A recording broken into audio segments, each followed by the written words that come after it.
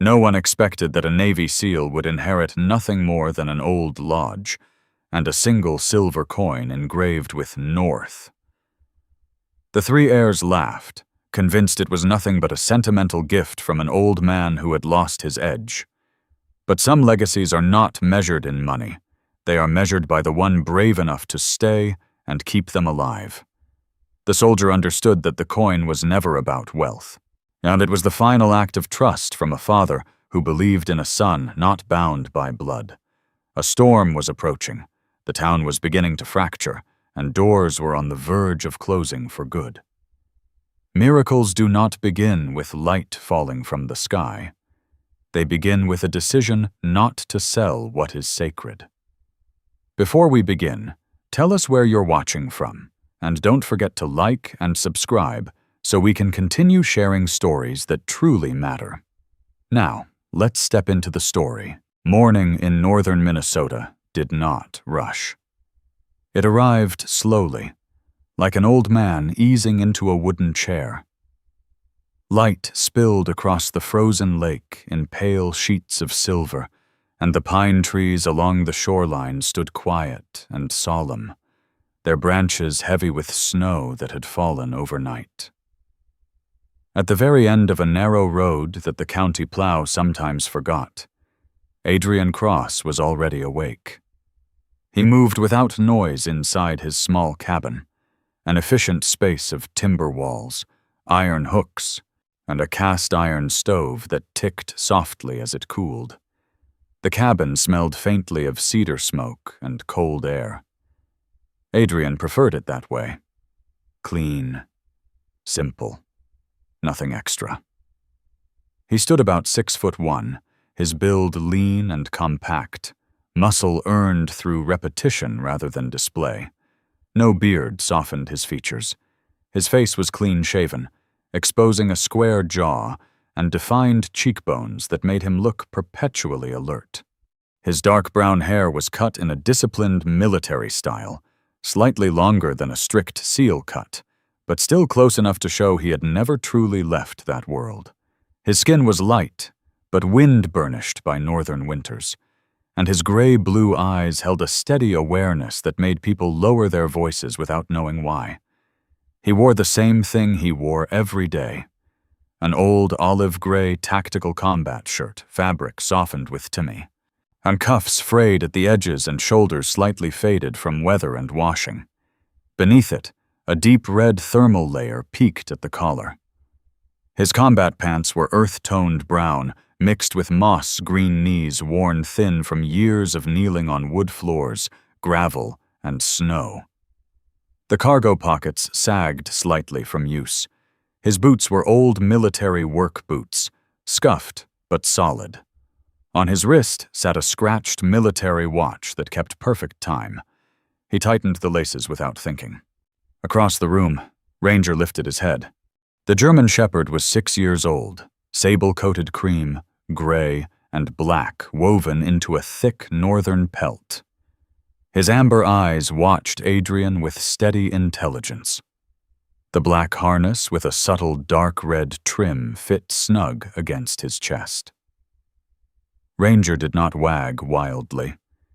He simply stood, stretched long and deliberate, and walked over, pressing his shoulder briefly against Adrian's leg.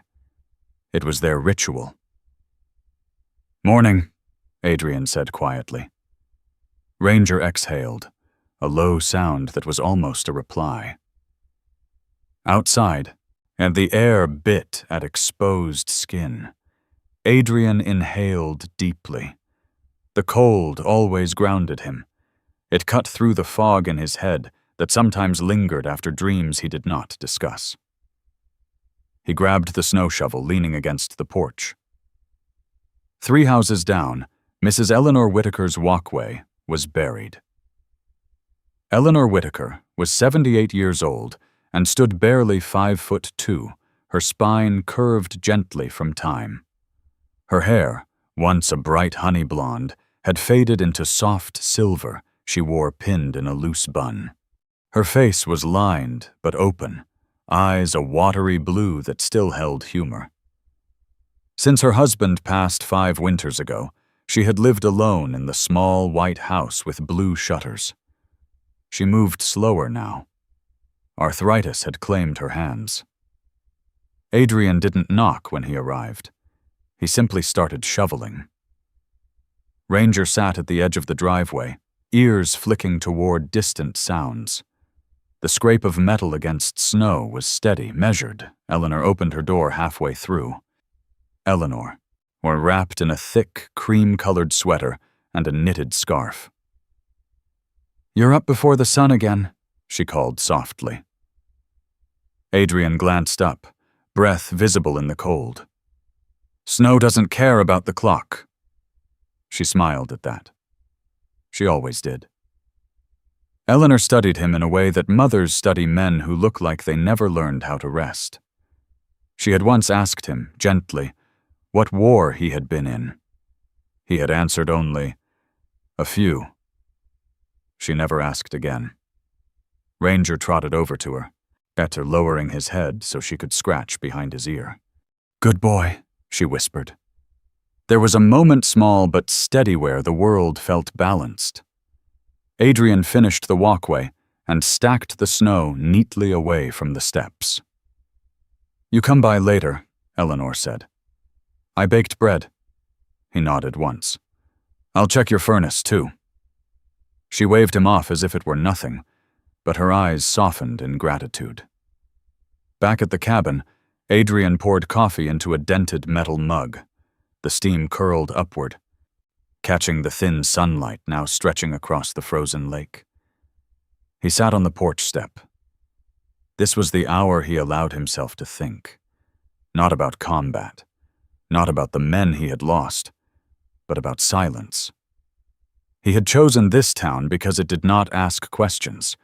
People here didn't care what unit you had been in. They cared whether you showed up when the roof leaked. Ranger lay at his feet, chin resting on crossed paws. Then it happened. The dog's ears snapped forward, not toward the lake, toward the road. Adrian felt it before he understood it. Ranger rose slowly, muscles tightening beneath his coat. No growl, no bark, just alert. A car was coming. Few cars ever came this far. Adrian stood. A gray sedan crested the hill at the end of the road, tires crunching cautiously through packed snow. It did not belong to the town. Too clean. Too city. Ranger stepped forward, positioning himself slightly ahead of Adrian, body still. The car stopped at the edge of the clearing. For a moment, nothing happened. Then the driver's door opened. A woman stepped out. She was in her early 60s, tall, perhaps 5'8", with straight silver hair pulled into a low knot. She wore a long, charcoal wool coat tailored cleanly to her frame, dark leather gloves, and practical winter boots. Her posture was upright, precise. Her face was composed, but not cold. Her eyes were sharp, observant. This was a woman accustomed to being listened to without raising her voice. Harper Crow. She closed the car door gently, scanning the cabin, the trees, the man, the dog. Ranger did not bark. That, more than anything, caught Adrian's attention. The woman approached slowly, hands visible. "Mr. Cross," she said. Her voice was low and steady. Adrian did not answer immediately. He studied her. People from cities carried a certain tension. She did not. She carried purpose. "That depends who's asking." She allowed the smallest hint of a smile. "My name is Harper Crow. I represent the estate of Silas Wainwright." The name hung in the cold air. Adrian's expression did not change. He had not heard that name in years. Silas Wainwright had once been just a man on thin ice. Not a businessman, not a property owner, just a man who had fallen through during a late-season thaw. Adrian had pulled him out without asking who he was. Harper studied Adrian's face carefully. "He passed 3 days ago," she continued. "And you are named in his will." Ranger stepped closer to her. Instead of shying away, Harper extended her gloved hand slightly. Ranger sniffed. Then, unexpectedly, he sat. Adrian felt something shift in his chest. Ranger lowered his head toward the leather briefcase Harper carried and pressed his nose firmly against one corner where the metal clasp gleamed faintly. He did not move. He did not look at Adrian. He simply held his nose there, as if something inside that case had weight beyond paper. Harper's brow furrowed. "That's interesting," she murmured. Adrian's pulse slowed. Dogs reacted to tone, to scent, to energy. But this was focus. Ranger finally lifted his head and looked directly at Adrian. Not alert, not threatened. Certain. For the first time since the sedan arrived, Adrian felt curiosity replace caution. "What does he want?" Adrian asked quietly. Harper adjusted her gloves. "Not what. Who?" She opened the briefcase slowly, revealing a thick cream envelope sealed with dark wax. "The reading of the will is this afternoon at the Wainwright Lodge." Adrian looked toward the frozen lake.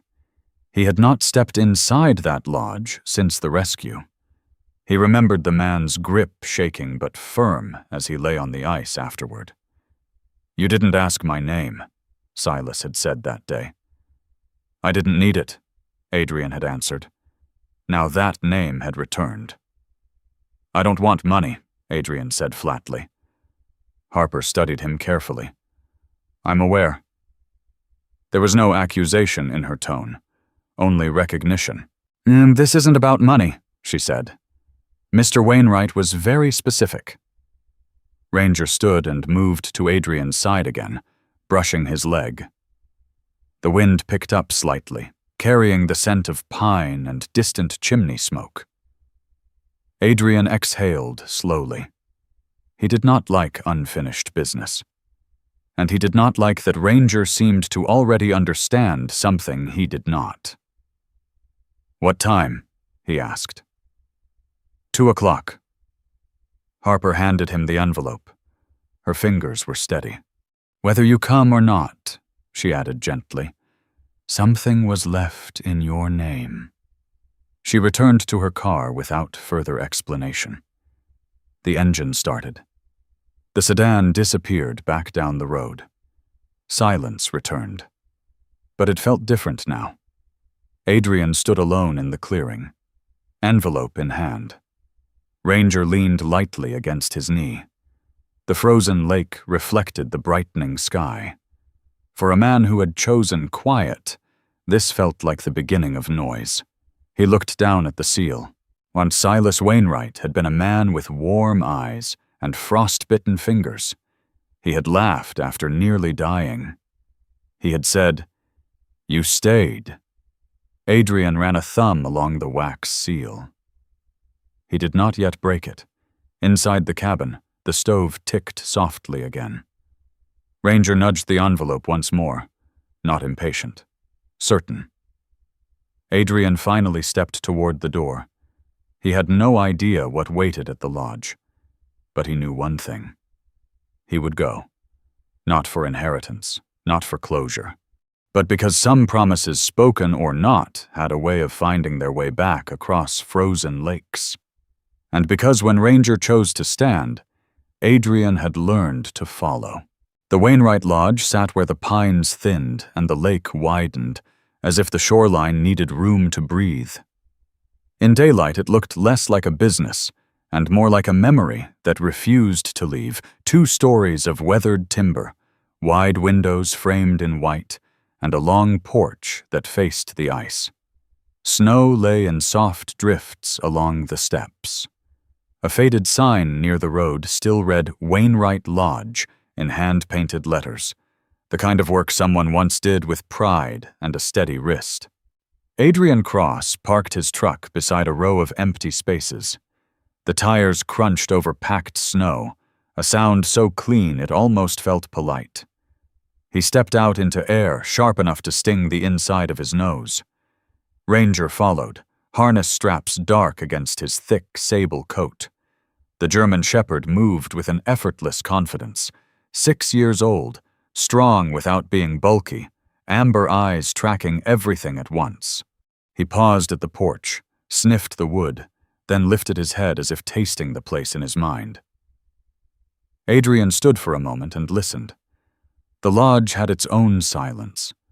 Not the lonely kind from his cabin road, but a silence that had once held laughter and now held the echo of it.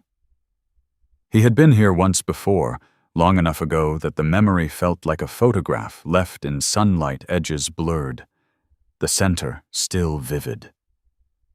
A man on the ice, a hand gripping his forearm, but a voice saying something that sounded like gratitude and stubbornness mixed together. Adrian pushed the thought aside. He wasn't here for what was behind him. He was here because something had been placed in front of him, and he'd learned the hard way that ignoring it didn't make it disappear. Inside, warmth hit his face first. Wood stove heat, old pine boards, faint coffee, and something sweet, like cinnamon trapped in the grain of the walls. A handful of chairs had been arranged in the lodge's front sitting room, where guests used to read by the window. Now the room looked staged, not for comfort, but for conclusion. A small table sat in the center with neatly stacked papers and a sealed folder. Harper Crow stood near the fireplace, her charcoal wool coat still on, silver hair pulled into a low knot. She was composed in a way that didn't beg for attention. She simply owned the space by refusing to be hurried by it. And she gave Adrian a small nod, no greeting that assumed friendship, no warmth that assumed trust. Just acknowledgement. You came. Adrian nodded back. The others turned when they heard the door. 3 people sat together on the far side of the room, like a matched set, same polish, same sharpness, different flavors of entitlement. The first man, Blaine Wainwright, leaned back as if the chair had been built to serve him. He was in his mid-30s, tall, broad-shouldered, with hair cut in a fashionable sweep that looked expensive because it took work to look effortless. His jawline was clean, his smile practiced. The kind of man who used mirrors like allies. He wore a camel-colored coat over a crisp sweater, and his boots were spotless despite the snow outside. Blaine's eyes flicked over Adrian the way a buyer evaluates an old truck quickly, dismissively, deciding value before hearing the engine.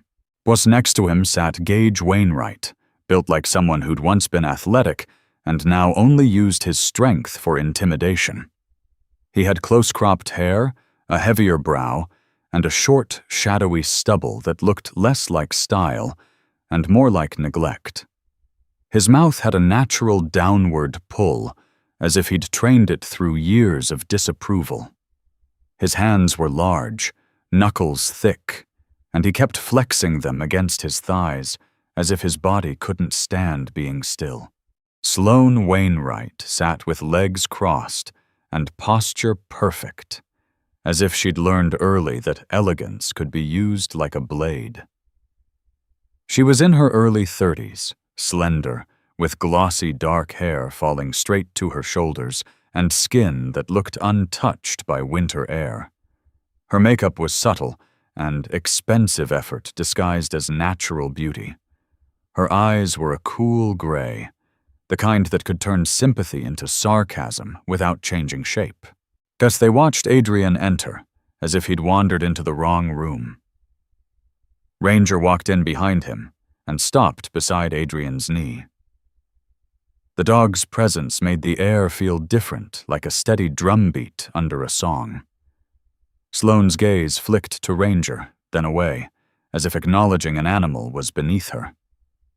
Gage's eyes lingered on the harness, the dog's size, the alert stillness.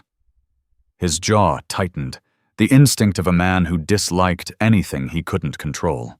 Blaine smiled too friendly to be sincere. "Well," Blaine said, voice smooth as poured whiskey, "the hero arrives." Adrian didn't respond. He removed his gloves slowly, methodically. He could feel the room wanting him to play a role. He had never enjoyed other people's scripts. Harper cleared her throat, and the sound cut through the tension with quiet authority. "Thank you all for being here," she said. "We'll begin." No one argued with Harper, not because they respected her, but because they recognized something dangerous in calm people. They didn't waste energy. When Harper opened the folder, the paper inside was thick, official, the kind that carried weight simply by existing. She read in a steady voice. The words were simple, not poetic. Legal language rarely was. Silas Wainwright had passed. His wishes would be honored. Certain personal effects would go to charities. A portion would be set aside for the lodge staff who had remained through difficult seasons. Blaine checked his phone once, quickly, and then tucked it away when Harper's eyes lifted just slightly. It was a small correction, but it landed. Adrian watched the fire instead of the faces. The flames moved honestly. People didn't. Then Harper reached the section everyone had been waiting for. "Regarding the Wainwright Lodge," she read, "including the building, the small workshop behind it, and the adjoining garden plot." Blaine sat forward, interest sharpening. Gage's hands stilled. Sloane's lips curved faintly, already tasting whatever she imagined would come next. Harper continued without looking up. "These are bequeathed in full to Adrian Cross." The room did not erupt immediately. It paused first, like a record needle caught in a groove. Blaine blinked as if he'd misheard. Gage's head tilted, slow disbelief turning into anger. Sloane's expression didn't change, but something hardened around her eyes. Adrian felt no triumph, only the strange discomfort of being handed something you didn't ask for. Like a baby someone insists you hold because they need their arms free. Harper placed a ring of keys on the table, old keys, heavy with use, metal worn smooth where fingers had turned them for years. Then she set down a single silver dollar. It was larger than modern coins, bright, but not shiny. The kind of silver that carried age in its dull edges. It made a soft sound when it touched the wood, an unremarkable sound, yet somehow it quieted the room further. Harper's voice softened slightly. Not sentiment, but respect. "Mr. Wainwright left a note," she said, unfolding a small card. "He wrote, 'If you stay, this place won't die.'" Blaine let out a laugh. One sharp bark, as if the sentence itself were an insult. "You're joking," he said, looking at Harper like she'd staged a prank. "This can't be serious. That lodge bleeds money." Gage's laugh wasn't amused. It was dangerous. "A lodge?" he repeated. "A workshop? A garden? He gives us—" He gestured vaguely, meaning the burden of being related to him, and gives him the property? Sloane leaned forward, eyes bright with an icy kind of curiosity.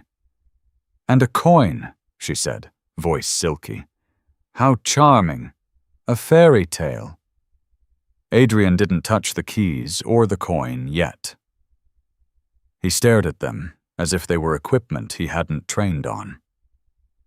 Ranger stepped closer to the table, nostrils flaring. He did not whine or fidget. He simply watched the coin with a focus that made the hair on Adrian's arms rise beneath his sleeves. Blaine's tone shifted into something like mock generosity. Listen," he said, spreading his hands. "This doesn't have to be complicated. We were already planning to sell. A developer from the city wants the shoreline. Resorts, vacation rentals, real money. We'll take care of the paperwork. Gage nodded, eyes narrowing. Yeah, he said, voice rough. We'll make it simple. You sign it over, you walk away with something. Don't get in our way. Sloane smiled as if she'd already won. Honestly, she added, it's the kindest thing we can do. That place is quaint. But quaint doesn't pay taxes.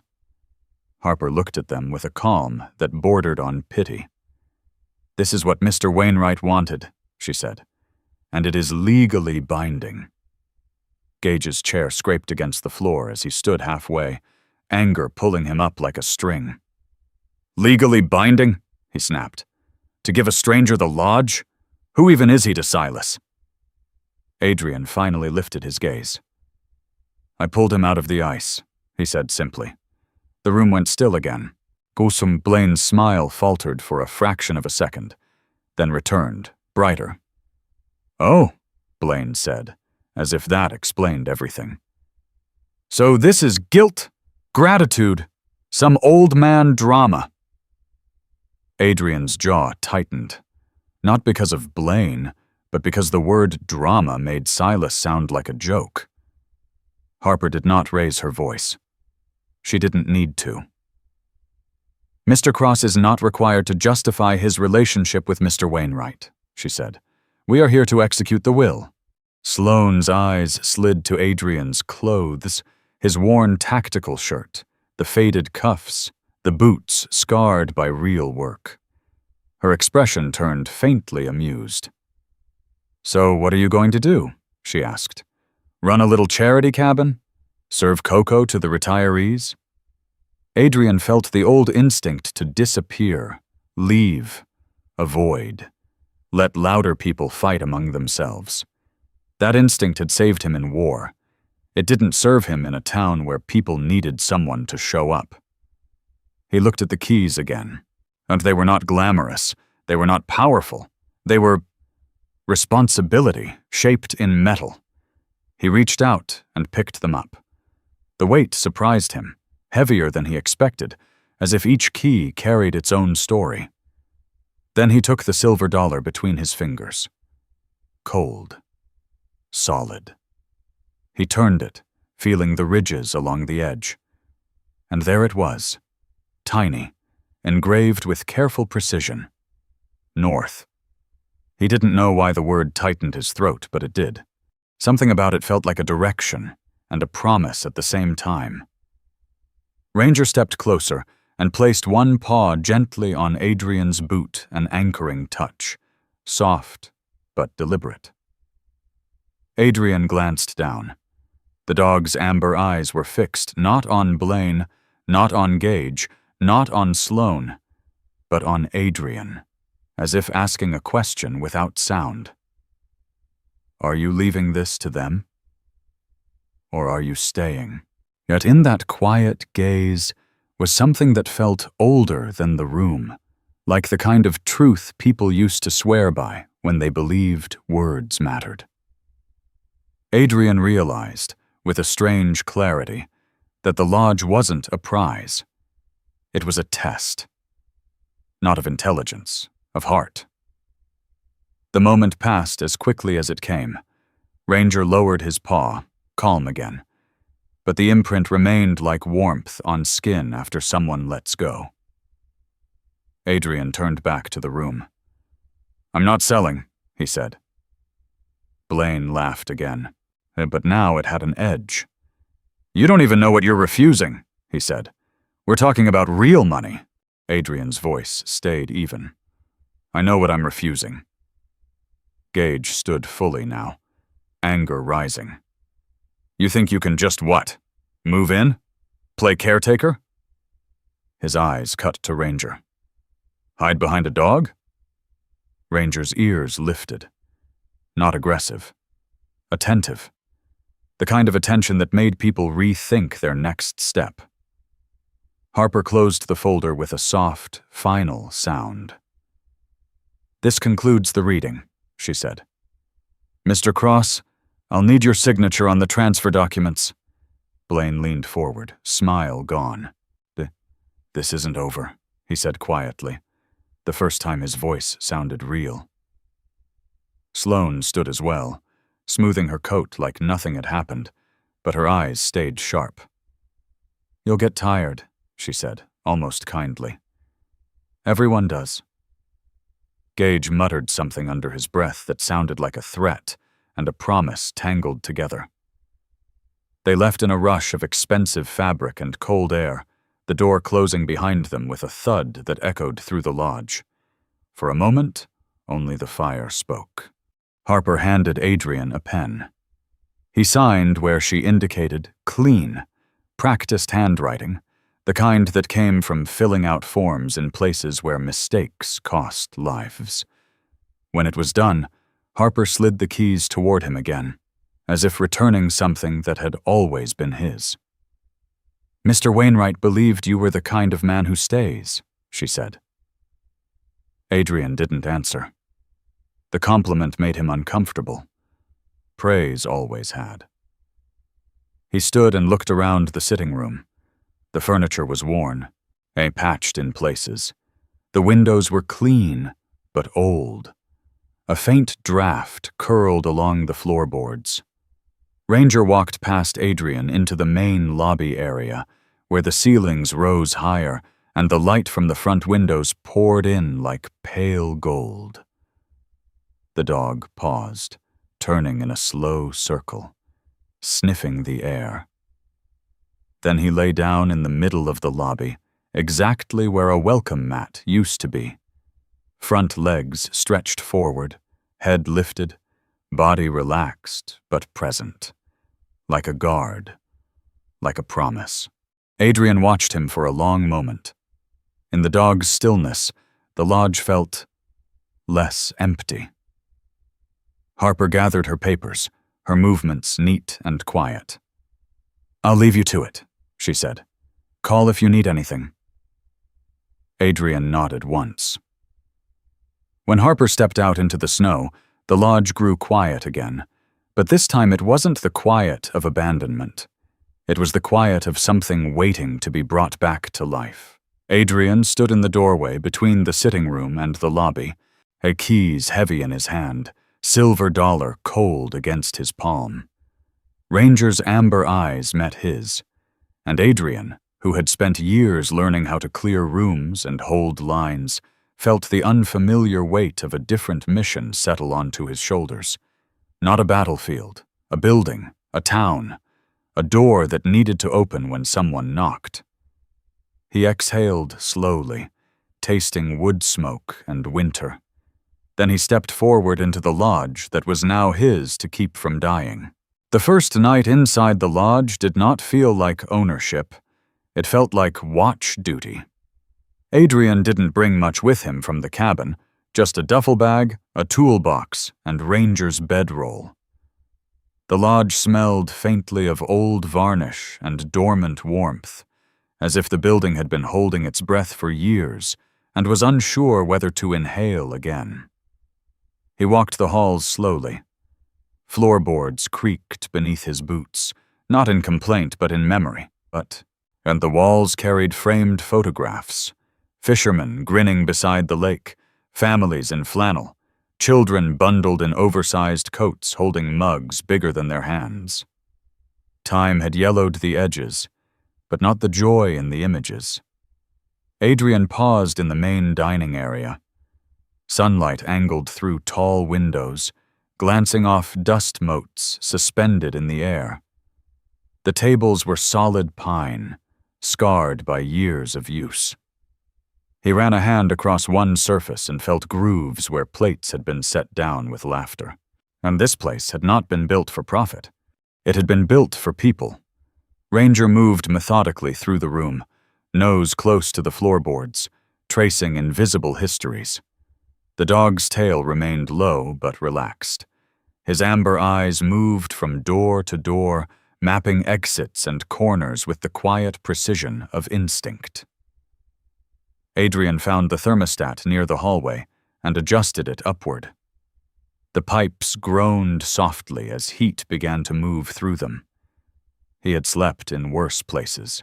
But something about this space carried a different kind of vulnerability. In combat, walls either protected you or they didn't. Here, walls remembered things. The next morning came clear and bright, snow reflecting a brilliance that forced the eyes to squint.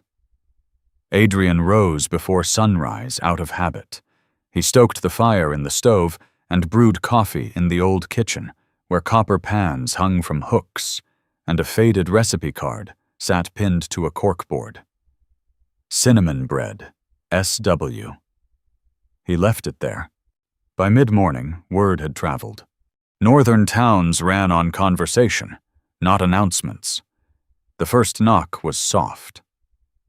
Adrian opened the door to find Eleanor Whitaker, standing with both hands wrapped around a casserole dish, steam curling from beneath its foil cover. Her silver hair caught the light, and her small frame seemed even smaller against the wide porch. "I figured you'd forget to eat," she said. Her eyes drifted past him into the lobby, studying the room with quiet reverence. "Feels different already," she murmured, and Adrian stepped aside so she could enter. Ranger approached gently, nose brushing her gloved hand. Eleanor knelt slightly, joints stiff, and scratched beneath his chin. "You're staying, aren't you?" she whispered, not to Adrian, but to the dog. Ranger exhaled softly. Adrian did not answer. By noon, others came. Harold Bennett arrived next. Harold was 82, tall once, but now bowed by time. His thinning white hair stood in uneven wisps around his head. His skin bore the soft transparency of age, veins faintly visible along his hands. His eyes, pale blue and uncertain, flickered as though searching for something that kept slipping away. He wore a thick brown cardigan, buttoned unevenly, and boots that looked as though they hadn't been tied in months. "Silas here?" Harold asked, stepping inside without waiting. Adrian felt the question land heavily. "No," he said gently. "He's not." Harold blinked, confusion clouding his features, and he looked around the room, brow furrowed. "Ah," he said after a moment. Right. He drifted toward the fireplace and lowered himself into an armchair, as if muscle memory guided him. Ranger followed and lay beside him, close enough that Harold's hand could rest absent-mindedly on the dog's back. It did. And for a moment, Harold's gaze sharpened. "You're a good one," he murmured. Adrian watched that small exchange carefully. Memory came and went like northern light, but touch stayed. In the afternoon, Ray Morrison stepped through the door. Ray was 73 and built like a man who had once been solid steel and now bore dents from decades of living. His hair was cropped short and mostly gray, jaw covered in a rough salt and pepper beard that he kept trimmed but not styled. His eyes were dark, observant, and suspicious by habit. Ray walked with a slight limp.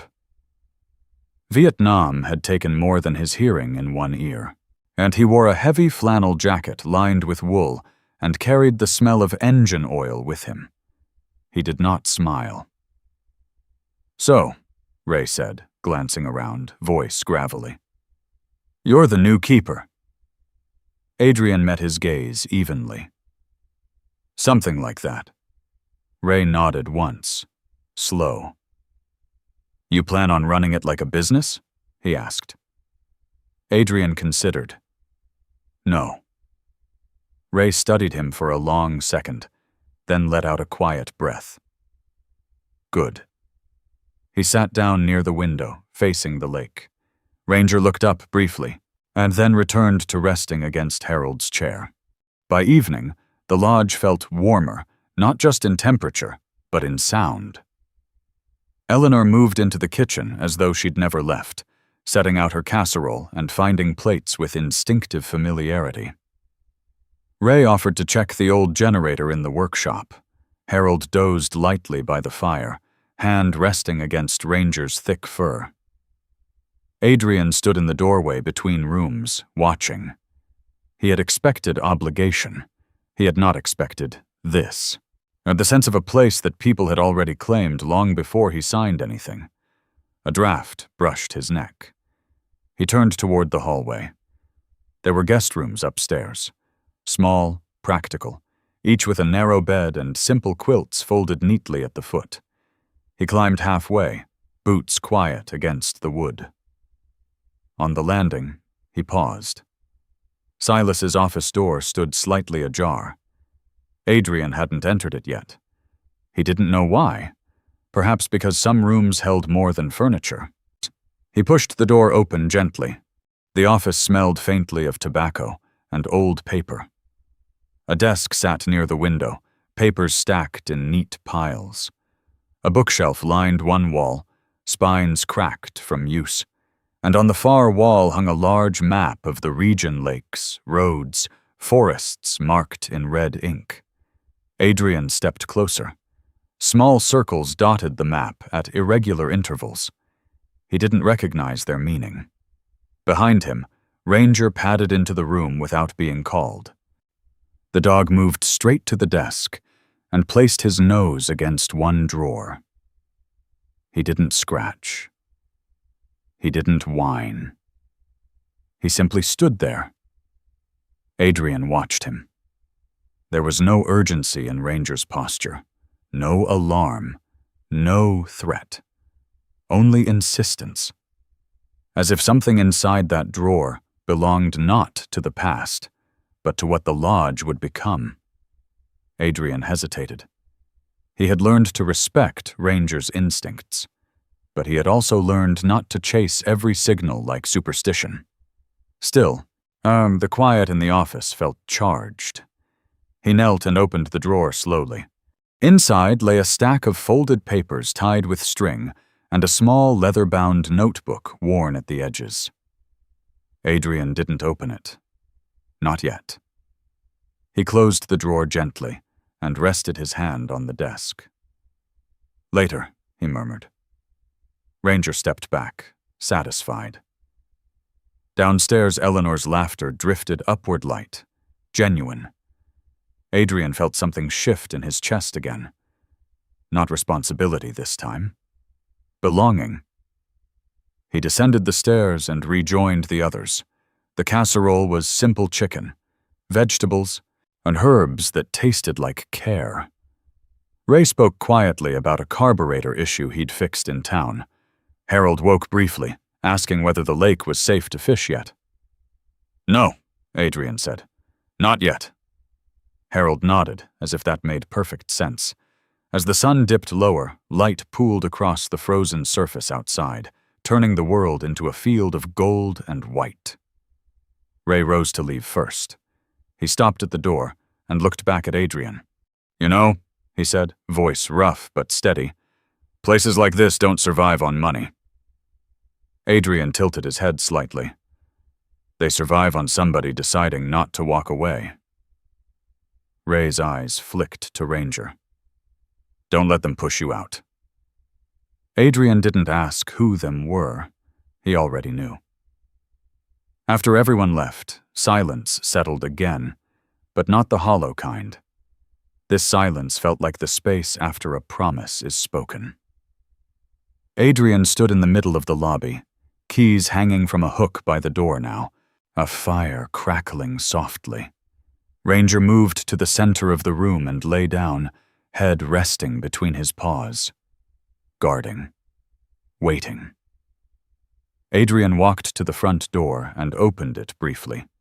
Cold air rushed in, sharp and clean. Across the lake, distant lights flickered on in homes scattered along the shoreline. This town was small. It did not ask for heroics. It asked for consistency. He closed the door. The lodge did not feel forgotten anymore. It felt watched over. Adrian moved to turn off the overhead lights, leaving only the glow of the fireplace. He stood for a moment longer, listening to the wood settle, the faint hum of heating pipes, Ranger's steady breathing. He had once believed that strength meant standing alone. Now he was beginning to understand something quieter. Strength could also mean opening a door and keeping it open. Ranger lifted his head briefly, as if agreeing, then lowered it again. Adrian turned the last light off, and the lodge remained warm behind him. And outside, winter pressed gently against the walls, not as an enemy, but as a season that would come and go. Inside, for the first time in years, Adrian felt the beginning of something that didn't require survival. It required staying. The weather turned without warning. By late afternoon, the sky shifted from pale winter blue to a low metallic gray that pressed down on the lake like a lid. The wind came first, thin and sharp, slipping between the boards of the lodge and humming along the windows. Then came the snow, not in soft flakes, but in fast, slanted lines that erased the world beyond the porch. Adrian had seen storms form faster than this. He stepped outside onto the porch just long enough to measure the air, and it carried that dense stillness that preceded whiteout conditions. He watched the tree line vanish inch by inch behind drifting snow. "All right," he muttered quietly. Inside, the lodge felt warmer than usual, alive with quiet afternoon routine. Eleanor was in the kitchen again, sleeves rolled up, kneading dough with hands that trembled but never faltered. Harold sat by the fireplace, his cardigan slightly askew, eyes half-focused on a chessboard set up across from an empty chair. Ray stood near the front window, peering through the growing blur. Ray had always watched storms the way some men watch approaching enemies, chin lifted, shoulders squared. He'd once told Adrian that weather and war had one thing in common. You respected them early, or paid for it later. "You thinking what I'm thinking?" Ray asked without turning. Adrian nodded once. "We keep the doors open." Ray's beard twitched upward in approval. Word spread quickly through town when power flickered. But northern towns relied on shared instinct more than sirens. By the time the first transformer snapped somewhere beyond the trees, 3 cars had already pulled into the lodge's lot. The first through the door was Sheriff Nora Callahan. She was 42, medium height, athletic, without appearing imposing. Her brown hair was pulled tight into a low ponytail, beneath a knit cap marked with the sheriff's insignia. Her face was wind-reddened, freckles scattered across a strong nose. Her eyes were a steady hazel, practical and sharp. Nora had grown up in the county. She had once planned to leave for a city department but stayed when her father, also a sheriff, collapsed from a heart attack during a snowstorm.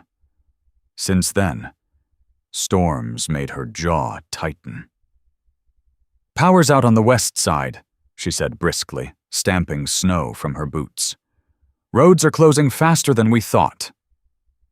Her gaze moved across the lodge, taking inventory of people, exits, warmth. "You ready for this?" she asked Adrian.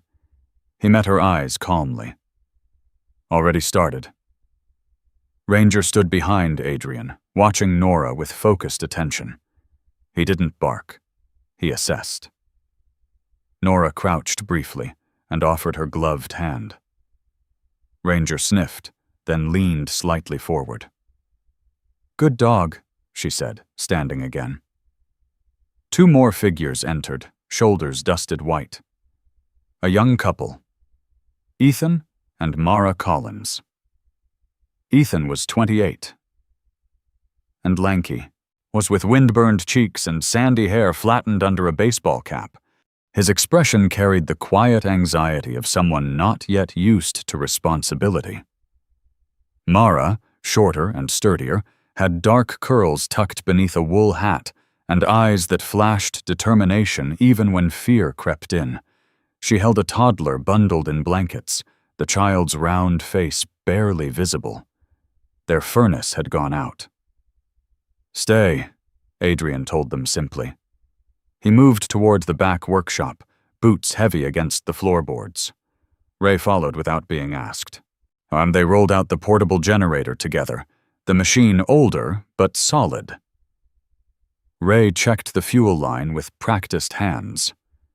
"You trust this thing?" Ray asked. "I trust maintenance," Adrian replied. They dragged the cable carefully, securing connections through the side panel. Snow whipped across the porch, biting at exposed skin. Inside, Eleanor had begun distributing mugs. Harold stared into the fire, murmuring something about ice fishing decades ago. The wind intensified. Windows rattled hard enough to make Mara flinch. Adrian stepped back into the lobby, scanning faces. He counted heads automatically, a habit carved into him long ago. 6 inside. Possibly more coming. He locked the outer gate, but left the main door accessible. Storm protocol. Snow piled higher against the windows. Darkness fell early, as it always did during winter storms, turning the world beyond the glass into a blur of white and shadow. The lodge felt like an island. And then Ranger stiffened. It wasn't loud at first. A subtle shift. And his ears lifted, his body angling toward the front door. Adrian noticed instantly. "What is it?" Nora asked quietly. Ranger moved closer to the door, nose high, not sniffing the floor, but the air itself. Then he let out a low, focused bark, one single warning. Adrian grabbed his coat. "Stay here," he told Nora. The wind nearly knocked the door back as he opened it. Snow struck his face like thrown sand. Visibility had dropped to less than 10 feet. Ranger leapt forward into the storm without hesitation. "Ranger!" Adrian called, stepping out after him. The dog didn't run far. He angled left, toward the neighboring cabin 2 streets down, a small place barely visible through the swirling snow. Adrian followed, boots sinking deep. The storm muffled sound, swallowing the world into a white roar. Halfway across the lot, Ranger stopped. He lowered his body, sniffing urgently near the drifted snowbank. Then he barked again, sharp, insistent. Adrian knelt, digging quickly. His fingers struck fabric. A sleeve. He pulled harder. Beneath the snow lay Harold. The old man's face was pale, eyes half open, breath shallow. He must have wandered outside while no one noticed. Adrian's chest tightened. He slid one arm beneath Harold's shoulders, lifting carefully. "Got you," he murmured. Ranger stood close, blocking the wind with his body, as Adrian maneuvered the older man upright. Inside the lodge, Nora saw them through the window and rushed to open the door. They laid Harold near the fire. Eleanor's hands trembled as she removed his boots. Mara wrapped fresh blankets around him. Harold blinked slowly, confusion swimming in his gaze. "Thought I heard the lake calling," he whispered weakly. Adrian knelt beside him. "You're not fishing tonight," he said gently. Harold's lips twitched faintly. As Eleanor pressed a warm mug into Harold's hands, Ranger remained standing beside the fireplace, not lying down, not relaxing. He stared at the window. At first, Adrian thought the dog was still alert from the rescue. Then he noticed something else.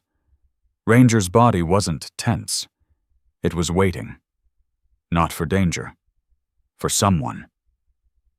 Adrian followed the line of the dog's gaze. Through the storm-blurred glass, a faint silhouette moved beyond the trees, slow, uncertain. A second knock came, barely audible over the wind. Adrian rose and crossed the room, and he opened the door carefully. A teenage boy stood there, snow clinging to his jacket, hair plastered to his forehead. He was thin, around 16, with sharp cheekbones and dark eyes that held defiance even through exhaustion. His name was Caleb Turner. Caleb had a reputation in town-skipped school, picked fights, kept to himself. His father had left 2 winters ago, and since then the boy's anger had grown teeth. He looked at Adrian now, as if expecting rejection. "I didn't know where else to go," Caleb muttered. Adrian stepped aside. "You're here now." Caleb hesitated, then entered. Ranger approached slowly, sniffed the boy's hand, and then sat beside him. Caleb blinked, startled. The storm raged harder outside, but inside something steadier began to form. People gathered closer to the fire. Ray adjusted the generator once more. Nora radioed updates into the wind. Eleanor hummed softly while checking Harold's pulse. Adrian moved from person to person, adjusting blankets, checking doors, securing windows. No one asked who was in charge. They simply looked to him, not because he commanded, but because he stayed calm when the air turned violent. Hours passed. The storm's fury eventually softened into steady snowfall. The wind lost its sharp edge. When the lights flickered back to life around midnight, a quiet cheer moved through the room. Caleb sat near the fire, staring into the flames. "Why'd you open the door?" he asked suddenly, not looking at Adrian. Adrian considered. Because someone opened one for me once." Caleb didn't ask further. Outside, the storm slowed to a whisper. Inside, warmth held. Adrian stood near the window, watching the snow settle into silence. Ranger came to stand beside him. The lodge had weathered its first storm under his watch, and not one person had been left outside. Adrian placed a hand on the dog's head, feeling the steady pulse beneath thick fur. Strength, he realized, wasn't measured by what you endured alone. It was measured by how many you sheltered when the wind rose. The fire burned lower. The lodge, though scarred by wind and snow, stood firm. And Adrian, who had once known only missions that ended in extraction, understood something new. This mission required staying through the night. Morning after the storm arrived, bright and almost innocent. Snow lay heavy across the lodge porch, piled in curved drifts that caught the sunlight and turned it into something almost forgiving. The lake beyond shimmered white and endless, as if nothing violent had ever crossed its surface. Inside, the lodge carried the scent of extinguished firewood and brewed coffee. The previous night's urgency had settled into quiet fatigue. Blankets lay folded over chairs. Empty mugs waited near the sink, and a child's knitted mitten had been forgotten on the hearth. Adrian stood alone in the lobby before anyone else stirred. He liked this hour, the thin line between aftermath and routine. It reminded him of dawn in other places, when men counted heads and checked gear before moving on. Only here, the mission was smaller and somehow heavier. Ranger padded beside him, nails clicking softly against the wood. The dog's coat caught the sunlight like brushed steel, sable fur layered thick against the cold. His amber eyes scanned the room not for threat now, but for order. He paused near the front door and sniffed the seam where wind had pushed snow beneath it. Adrian followed his gaze. There would be repairs to make. Always repairs. He reached for the shovel leaning against the wall and stepped outside. The air was crisp, sharper now that the wind had died. He cleared the porch in steady strokes, each scrape grounding him. Snow removal was honest work. You moved it. It stayed moved. Halfway through the task, he heard the low rumble of an engine, not the practical growl of a truck, something smoother, polished. A black SUV rolled into the lot, tires carving deliberate tracks into untouched snow. The vehicle stopped near the front steps, engine idling. Adrian did not rush. He finished the last pass of the shovel and leaned it against the railing. The driver's door opened first.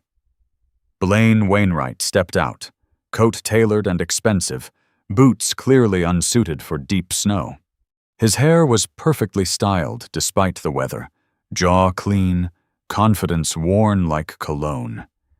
He carried himself as though the land itself should recognize his surname. The passenger side opened next. Sloane emerged, wrapped in a long ivory coat that contrasted sharply against the white landscape. Her dark hair fell straight and sleek against her shoulders.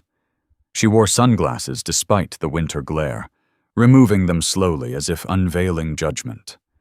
The rear door opened last. Gage stepped down heavily, boots sinking into snow without concern. His thick shoulders strained against his jacket. Stubble shadowed his jaw.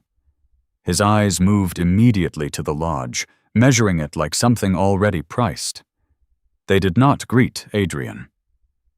Blaine smiled first.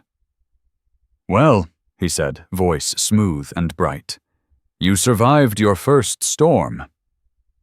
Adrian rested both hands on the shovel handle. "So did the lodge." Blaine glanced at the building as if it were a temporary inconvenience. "That's exactly why we're here," he replied. Sloane stepped forward slightly, brushing snow from her sleeve with precise irritation. "This place isn't sustainable," she said. "The storm proved that." Gage snorted. "Generator won't hold forever. Pipes freeze. Roof caves in. You think sentiment keeps walls standing?" Adrian felt Ranger move up beside him. The dog did not growl. He simply stood, posture straight, eyes attentive. "You're here to make an offer," Adrian said evenly. Blaine's smile widened. "Finally," he said. "Yes." He reached into his coat pocket and withdrew a folded packet of papers, sealed with a sleek metal clip. "We've spoken with a developer out of Duluth," Blaine continued. "He's ready to build something worthwhile here. Lakefront cabins, spa, conference center, jobs, revenue." Sloane's lips curved faintly. "A future," she added. Gage looked directly at Adrian. "You don't belong here long term," he said bluntly. "You know that." The words were not loud. They were aimed. Adrian studied each of them in turn. Blaine's certainty came from comfort. Sloane's from control. Gage's from intimidation. He had known men like them before men, who equated expansion with progress. "What happens to the people who come here?" Adrian asked quietly. Blaine shrugged. "They adapt." Sloane tilted her head. "They'll thank us eventually." Gage folded his arms. "Or they'll move." The cold sharpened the silence between them. From inside the lodge, the door creaked open. Ray stepped onto the porch slowly, shoulders hunched against the light. His flannel jacket hung open, revealing a faded t-shirt beneath. His beard caught flecks of frost. He had the look of a man who had woken early not because he slept well, but because habit refused to let him rest. "What's all this?" Ray asked, voice low. Blaine glanced at him dismissively. "Family business." Ray spat lightly into the snow. "This is family business." Sloane's eyes flicked to Ray, assessing. She saw an old mechanic with oil under his nails, and likely dismissed him in seconds. "You can't run a lodge on casseroles and goodwill," she said. Ray's jaw tightened. "Maybe not," he replied, "but you can't run a town without them." At that instant, Ranger moved, not toward Blaine, not toward Gage. He walked directly to Sloane and stopped inches from her polished boots. He did not bark, He did not bare teeth. He simply looked up at her. For a long moment, the world held still, and Sloane met his gaze, expecting submission or distraction. Instead, she found something else. Not threat, not affection, assessment. The kind of steady, unwavering observation that stripped pretense. Her breath caught, not from fear, but from recognition. As if, in that amber stare, she saw something that knew her too well. She took a step back without meaning to. No one commented. But the movement shifted the air. Ranger turned away calmly and returned to Adrian's side.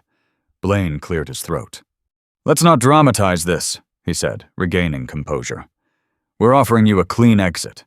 You sign over the property, you receive a generous buyout. You walk away without headaches." Gage handed Adrian the papers. The metal clip felt cold in his hand. Adrian did not open them. He looked past the SUV, beyond the trees, toward the lake. The storm had reshaped the shoreline slightly. Snow covering old footprints, smoothing edges. Progress erased history quickly, and he imagined this place with glass walls and valet parking. He imagined the fire pit replaced by LED lights, the workshop bulldozed. He imagined Harold arriving one afternoon, confused, finding nothing recognizable. He imagined Eleanor standing at the gate, unsure where to set down her casserole. He imagined Caleb circling the lot at night, nowhere to go. He imagined doors that did not open. "I'm not selling," Adrian said quietly. Blaine's smile vanished. "Think carefully," he warned. "Maintenance alone will drain you. Insurance, property taxes. I'll manage."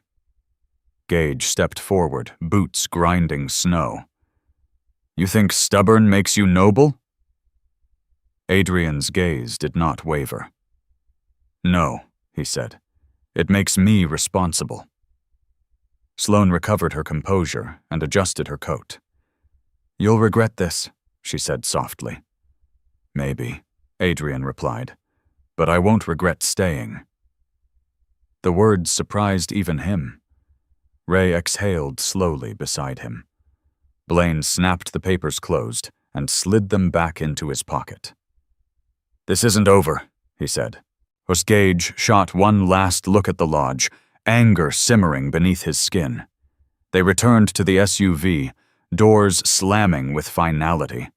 The engine roared to life and faded down the road. Silence returned. Ray let out a low whistle. "They'll push harder next time," he said. Adrian nodded. "I know." Inside the lodge, Eleanor watched from the window, worry etched across her lined face. Harold sat near the fire, unaware of how close he had come to losing this room forever. Adrian stepped back inside. Warmth wrapped around him again. The place smelled of wood and coffee, and something older continuity. Ranger lay down near the doorway, chin resting on his paws, eyes half-lidded but alert. Adrian moved to the front window and looked out at the lake. The snow reflected sunlight so brightly it almost hurt.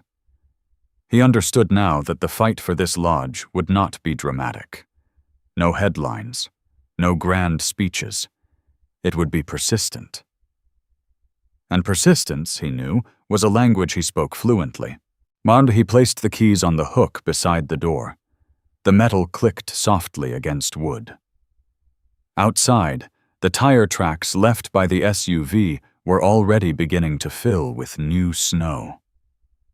Inside, the fire burned steady.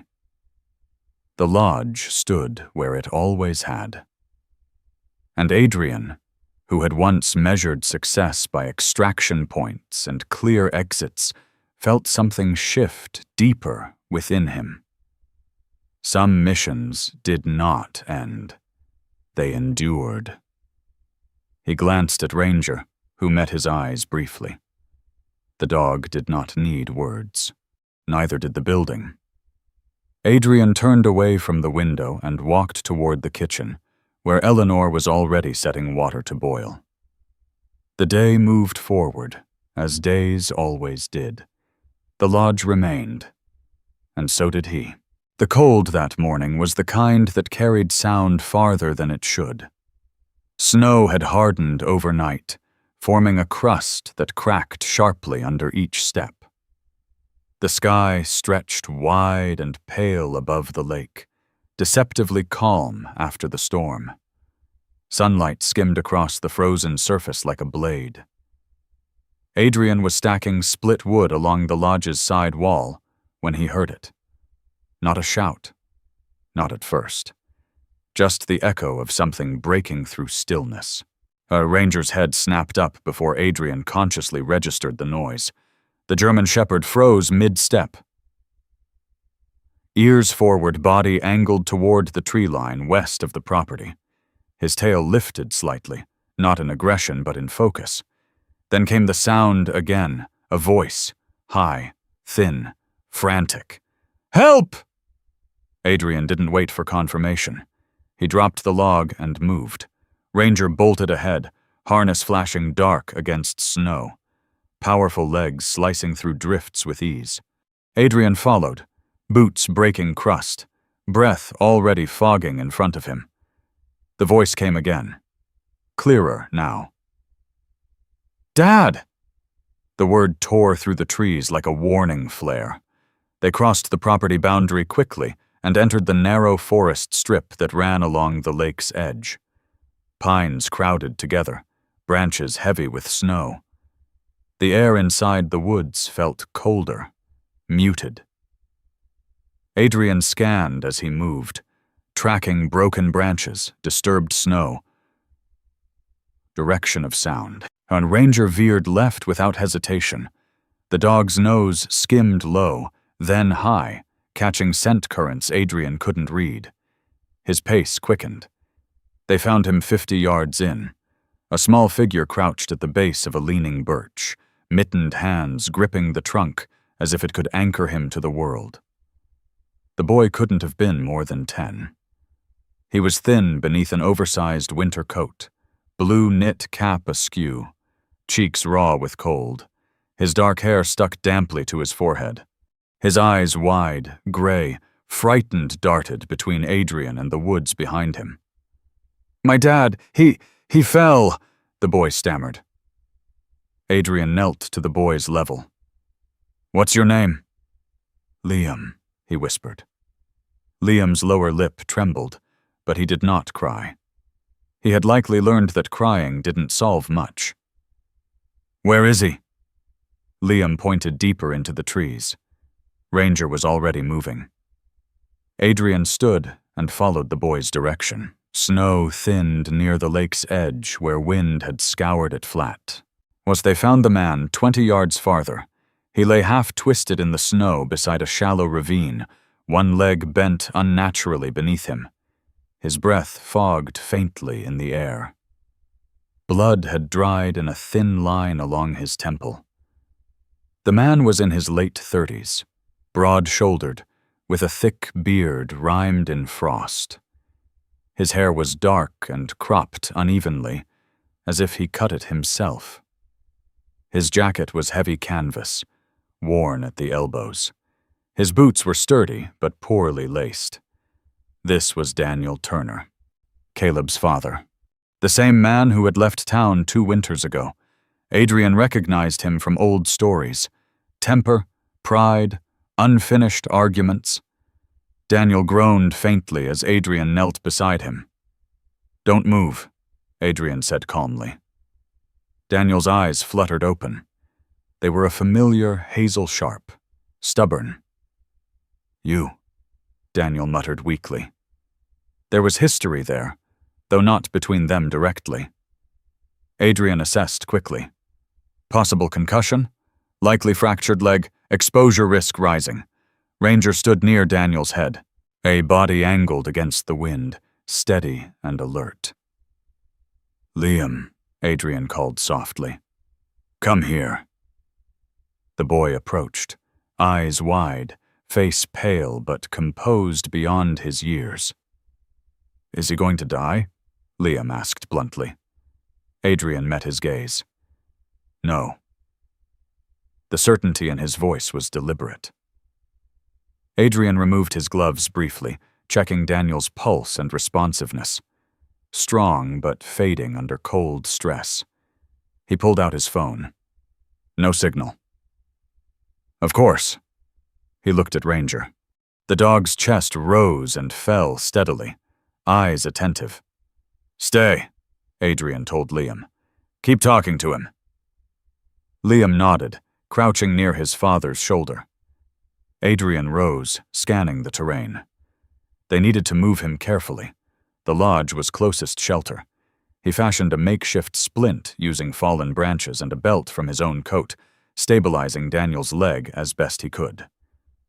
Daniel hissed in pain, but remained conscious. "You shouldn't have come back," Daniel muttered. Adrian ignored it.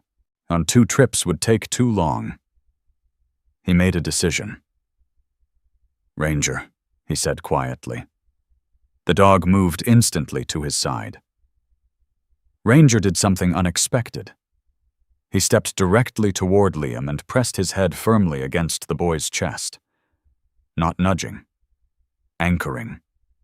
Liam's breathing slowed, visibly. His small hands instinctively gripped the dog's fur. For a moment, the chaos of the woods, cold, injury, uncertainty seemed to narrow to that single point of contact. Adrian saw it clearly. The dog wasn't guarding. He was stabilizing. The boy looked down at Ranger, eyes clearing slightly. "I'm okay," Liam whispered, though no one had asked. Adrian felt something shift inside him, an understanding that some rescues required more than strength. "Good," Adrian said quietly. "Stay that way." He lifted Daniel carefully, bracing his own body to absorb weight and prevent further injury. The man was heavier than he looked, solid muscle layered beneath years of hard living. They moved slowly. Ranger walked close, circling occasionally, alert to shifting snow. The trek back to the lodge felt longer than it had minutes before. Snow crust broke underfoot, wind biting at exposed skin. When the lodge came into view, Eleanor was already at the door, drawn by instinct, or perhaps by Ranger's earlier bark. "What happened?" she called, worry creasing her face.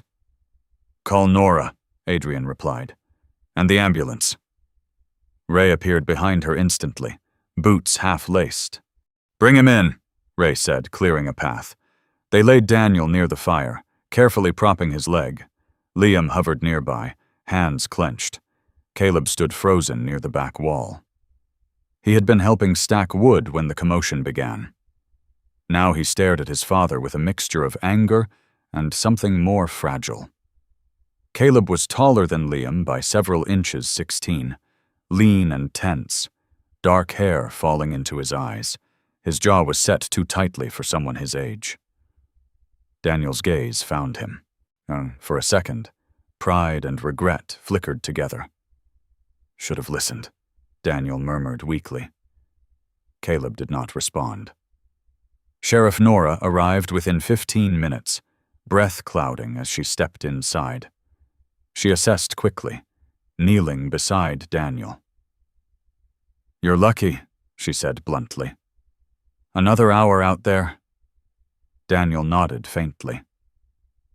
The ambulance arrived soon after, lights flashing softly against snow, but sirens muted out of respect for the quiet town.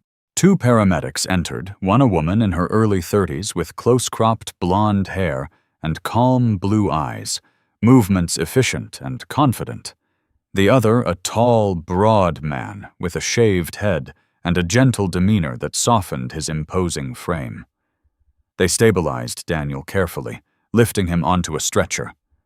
Liam held Ranger's harness as they carried his father out, as if afraid to let go of something steady.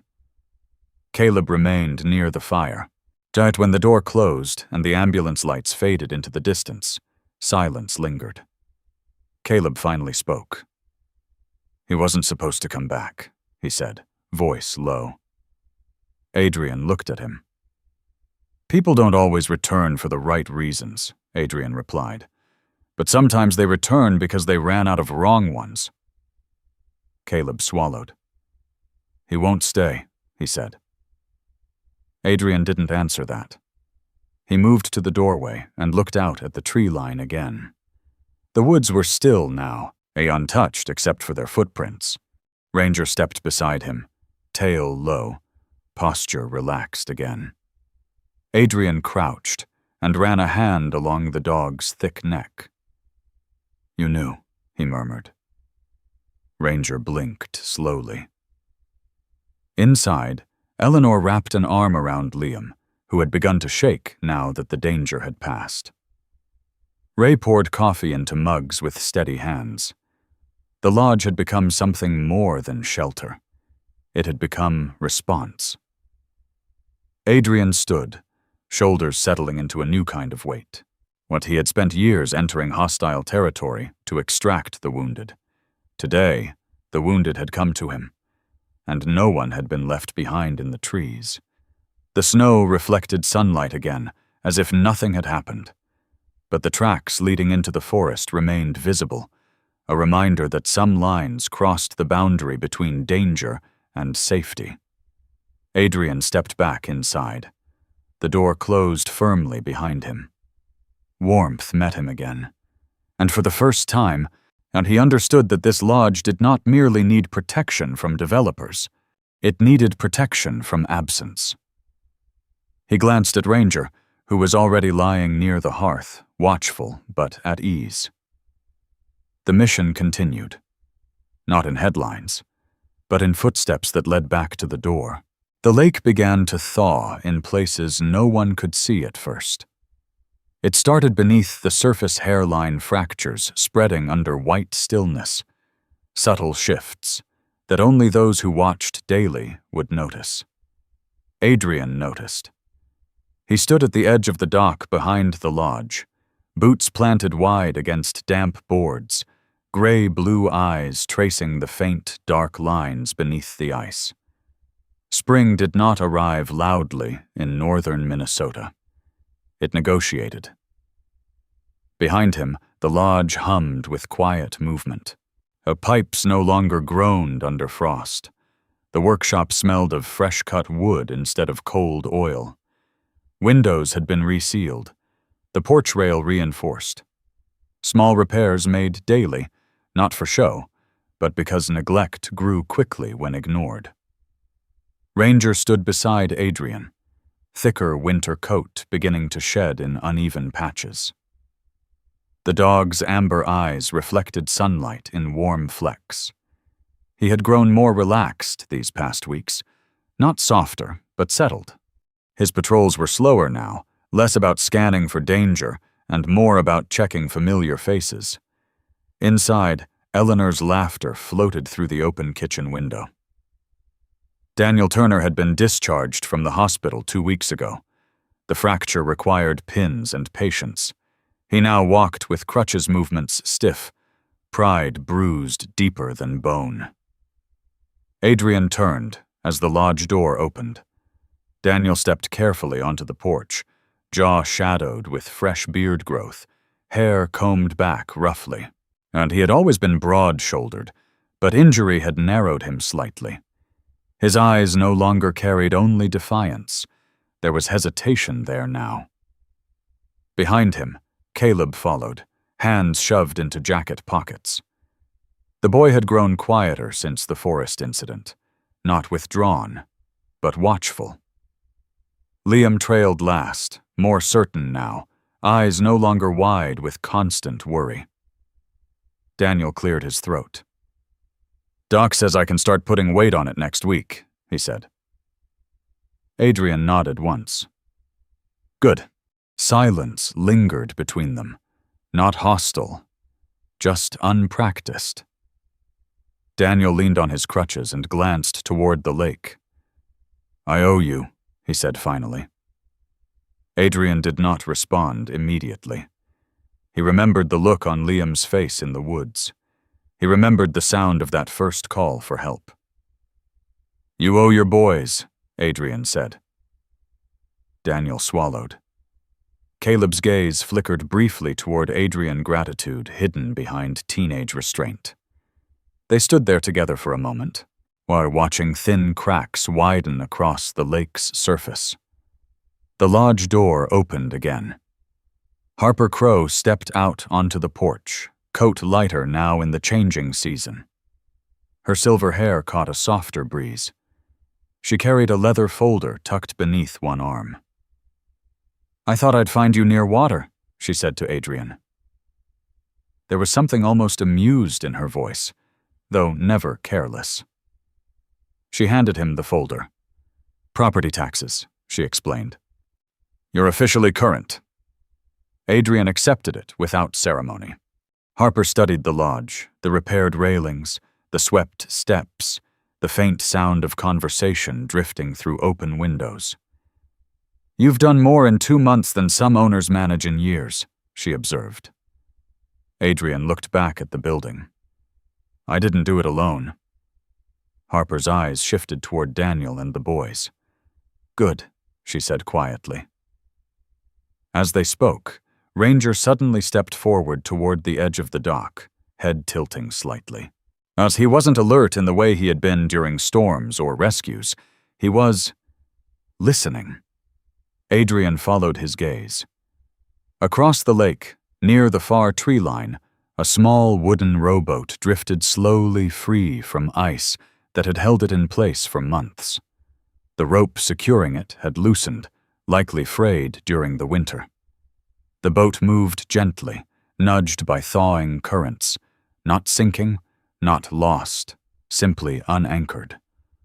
Ranger watched it without barking, without tension, just steady observation, while Adrian felt the image settle inside him. Not everything that broke loose was meant to disappear. Some things were meant to move.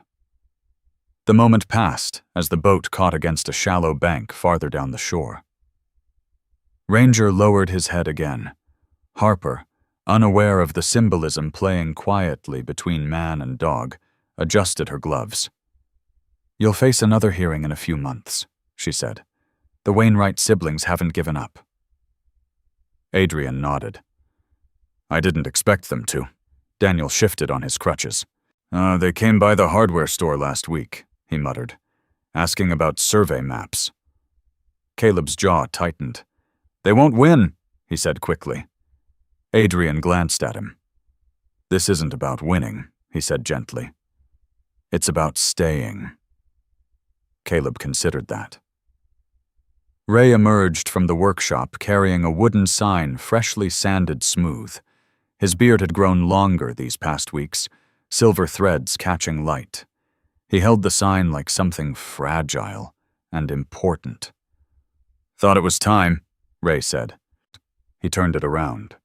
Carved into the wood in steady, deliberate letters were the words, "Wainwright Lodge. Community Hours. Daily." Below it, smaller, "Coffee.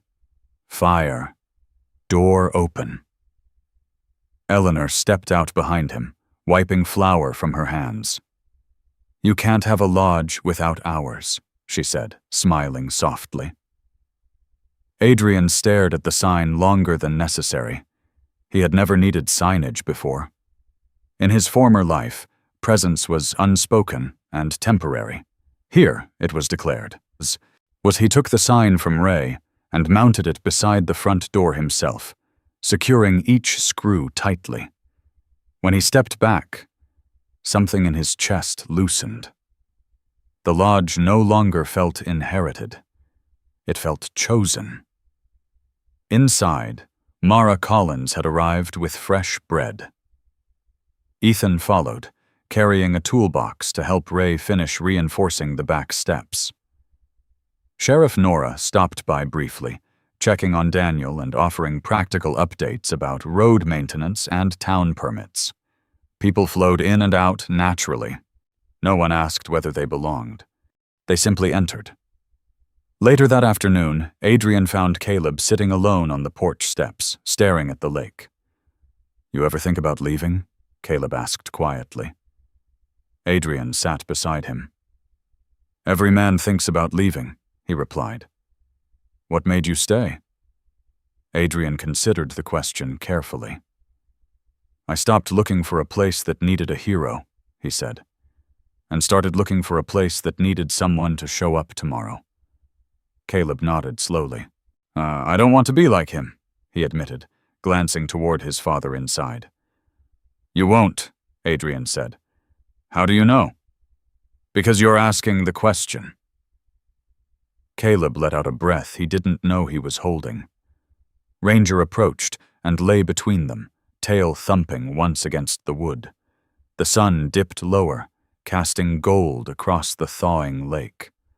Ice cracked in distant patterns, echoing like slow applause. Daniel stepped carefully onto the porch again, crutches tucked beneath his arms.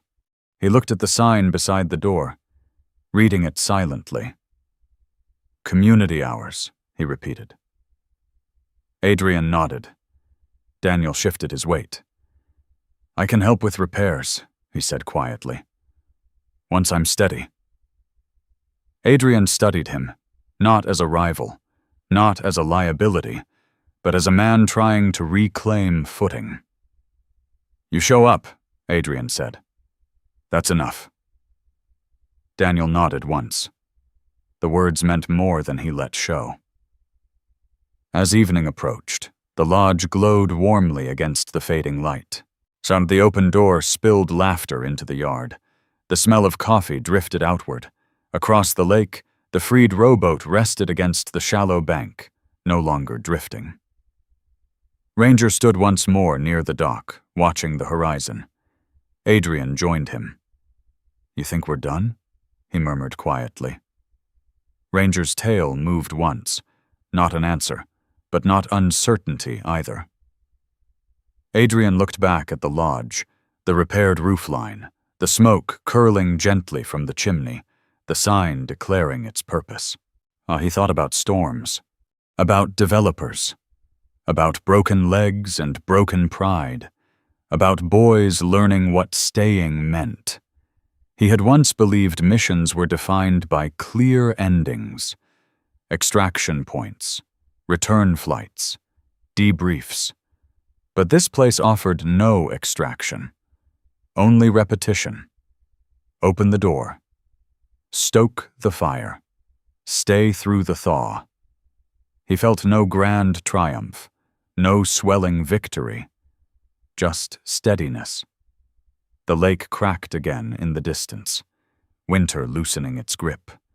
Adrian rested a hand on Ranger's head, feeling warmth beneath fur. The lodge did not belong to him.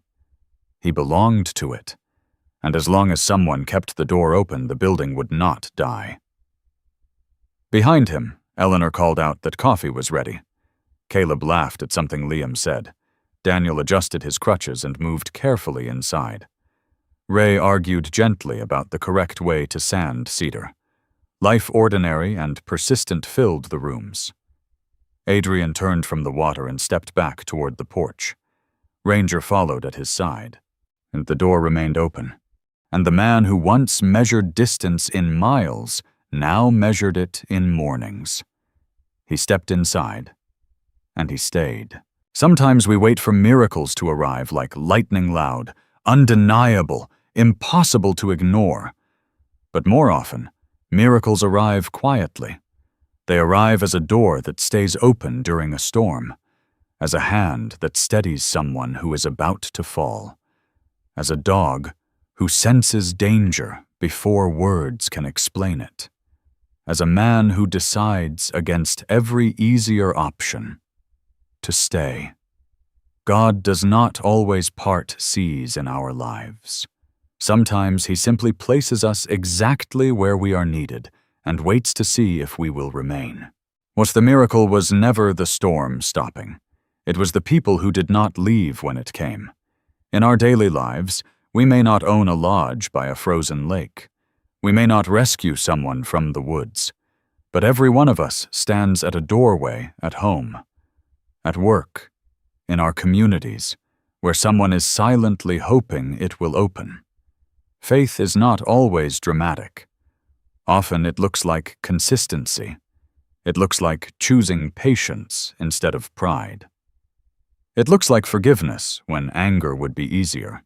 It looks like staying when leaving would hurt less. If this story touched you, let it be more than entertainment. Be the steady one in your family. Be the open door in your neighborhood. Be the calm voice in someone's storm. And if you believe that small acts matter, share this story with someone who needs encouragement. Leave a comment about a time when someone stayed for you. Subscribe to the channel so we can continue telling stories that remind us what strength truly looks like. May God bless you and your household. May He guide your steps, steady your heart, and place you exactly where your presence becomes someone else's miracle. Stay.